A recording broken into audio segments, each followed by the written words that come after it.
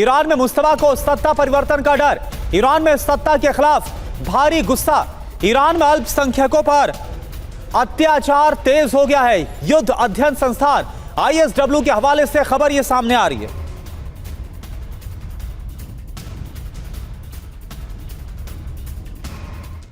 एक और गदर का डर, ईरान में बढ़ा है अत्याचार। अल्पसंख्यकों को शक है कि लगातार उन्हें शक की नजर से देखा जा रहा है। ईरानी सत्ता को विश्वासघात होने का अब शक है। परमाणु अड्डों की जानकारी लीक करवाने का भी जो शक है वो इस्लामिक शासन को है। 28 फरवरी को शुरू हुए युद्ध के बाद स्थिति बदली है। अब हर विरोध प्रदर्शन पर बारीक नजर है। मोसाद का एजेंट बताकर कई लोगों की गिरफ्तारी भी हो गई है।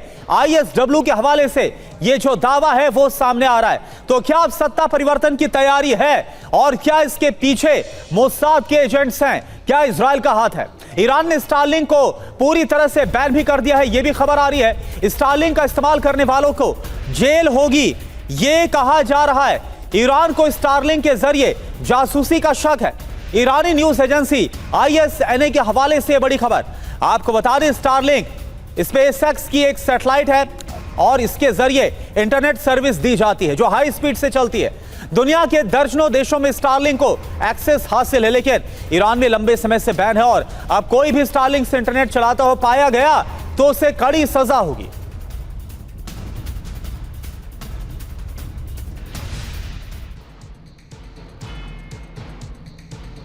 तो ईरान में स्टारलिंक पर नजर क्यों रखी जा रही? क्योंकि जासूसी का शक है। ईरान में 20,000 स्टारलिंक कोवर्ट टर्मिनल के काम करने का शक है। स्टारलिंक कोवर्ट टर्मिनल से इजराइल को भेजी जा रही थी यह जानकारी। IRGC कमांडर की सटीक लोकेशन के लिए जानकारी का इस्तेमाल किया गया। इजरायली हमले से कई महीने पहले टर्मिनल एक्टिवेट हो चुके थे। मोसाद ने स्टारलिंक को सिग्नल इंटेलिजेंस की तरह काम किया है। ईरान का आरोप है ट्रंप के इशारे पर मस्क ने स्टारलिंक सर्विस एक्टिवेट की। स्टारलिंक से इजरायली सेना और मोसाद को ईरान की जानकारी बकायदा मिलती है। यह जानकारी सामने आ रही है। इधर एक और बड़ी खबर, इजराइल में ईरान का जासूसी नेटवर्क, इसको लेकर बड़ी खबर। युद्ध से पहले ईरान ने नेटवर्क को तैयार किया।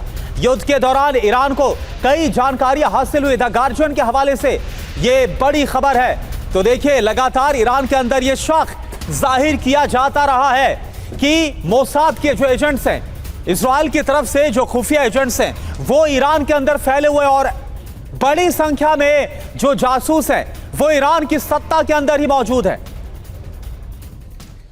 तो इजराइल में ईरान जासूसी नेटवर्क को आप देखिए क्या जानकारी सामने आ रही है। ईरान को जासूसी नेटवर्क के जरिए अहम जानकारियां हासिल है। इजरायली ठिकानों की संवेदनशील जानकारियां बाकायदा लीक की गई हैं। ईरानी बैलिस्टिक मिसाइलें सटीक निशाना लगाने में सफल। जानकारी के बदले ईरान ने इजरायली नागरिकों को भुगतान दिया है। पेपॉल और क्रिप्टो करेंसी के जरिए पैसा दिया गया। जासूसों से इजरायली परमाणु वैज्ञानिकों की हत्या के लिए कहा गया है। ईरानी जासूस बड़ी हत्याओं को अंजाम देने में विफल साबित हुए हैं। द गार्जियन के हवाले से तो इजराइल में भी ईरानी जासूसी नेटवर्क को लेकर पर्दाफाश हुआ है। और मनीष जो इस वक्त हमारे साथ है। मनीष, देखिए, अभी तक तो यह कहा जाता रहा है कि बड़ी संख्या में जो मोसाद के एजेंट्स हैं वो ईरान के अंदर मौजूद हैं, लेकिन अभी कुछ और ही पता चल रहा है, इजराइल के अंदर ईरानी जासूस।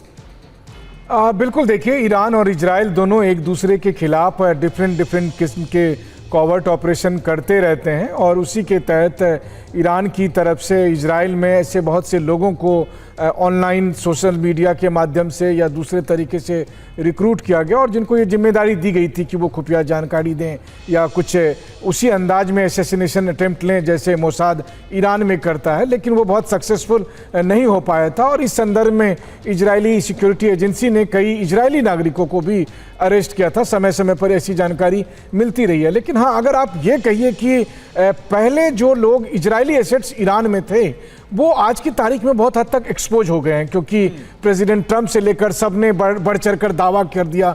उससे बहुत हद तक जो प्लान था उसको एक्सपोज करके रख दिया था कि हमारे लोग वहाँ पर मौजूद हैं, फलाने को हथियार दे रहे हैं, तो इस तरीके से हम मॉनिटर कर रहे हैं, उस तरह से मॉनिटर कर रहे हैं। तो ईरानी रिजीम के पास ये मौका हो गया जब वो एक तरह से कहें आप सफाई अभियान के तहत चुन कर उन लोगों के खिलाफ कार्रवाई करना, उनको सजा देना, उनको मारना, जो कि कहीं ना कहीं डायरेक्टली इनडायरेक्टली इजराइल से या अमेरिकन एजेंसियों के साथ ईरान में रहकर कनेक्टेड थे। तो उस हिसाब से देखा जाए तो आज का जो ईरानी रिजीम है वो 28 फरवरी के ईरानी रिजीम की तुलना में ज़्यादा पावरफुल है। तो अगर कोई ISW या फिर किसी भी तरह की वेस्टर्न मीडिया ये सोचती है कि अब किसी तरह के स्टेज मैनेज प्रोटेस्ट से रिजीम चेंज होगा, तो अब कम से कम वो नहीं होने वाला है। बिल्कुल। और हमने देखा भी अली खामनेई को सुपुर्द खाक जब किया गया, उनकी अंतिम विदाई हुई।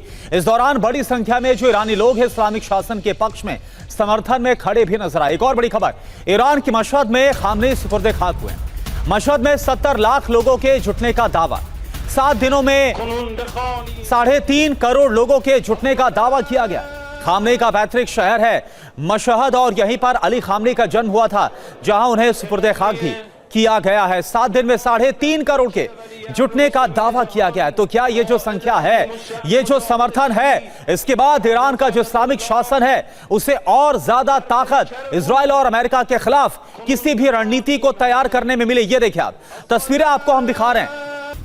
और सुपुर्द खाक के दौरान रो पड़े लोग, काले कपड़े पहनकर मातम मनाया है। सुपुर्द खाक के दौरान महिलाएं भी शामिल हुई हैं, रोती हुई नजर आई हैं। ये देखिए आप तस्वीरें, जनाजे को आखिरी बार देख लेने के लिए किस कदर लोगों की जो भीड़ है, ये देखिए छूने की भी जो बेताबी वो नजर आ रही है। जो लोग यहां पर अंतिम विदाई के दौरान इस अंतिम यात्रा में शामिल हुए हैं। और मशहद में जहां पर पूर्व सुप्रीम लीडर ईरान के आयतुल्लाह अली खामनेई को सुपुर्द खाक किया गया, इसके बाद इस दौरान ट्रंप और अमेरिका के खिलाफ जमकर नारे लगाए गए, इजराइल के खिलाफ नारे लगाए गए और एक तरह से जो इस्लामी कट्टरपंथ और ज्यादा हावी होता नजर आ रहा है। क्या बदला लिया जाएगा? एक और बड़ी खबर, अंतिम विदाई के वक्त अभूतपूर्व सुरक्षा व्यवस्था देखने को मिली है। आधुनिक तकनीक का इस्तेमाल किया जा रहा है। रिवर्स फेशियल रिकॉग्निशन से भीड़ पर निगरानी की गई। साउंड सेंसर का भी इस्तेमाल किया गया ताकि अगर कोई भी गलत पाया गया, कोई भी ऐसा पाया गया जिस पर शक है, उसके खिलाफ कार्रवाई की जाए। और ईरान की जनता में अमेरिका के खिलाफ काफी ज्यादा गुस्सा है। अमेरिका ट्रंप के खिलाफ नारेबाजी हुई है, ट्रंप मुर्दाबाद के नारे लगाए गए हैं। और आपको बता दें कि लाल झंडे भी, जो कि बदले का प्रतीक है, वो भी लहराए गए। और एक और बड़ी खबर, डोनाल्ड ट्रंप की हत्या की साजिश का पर्दाफाश हुआ है।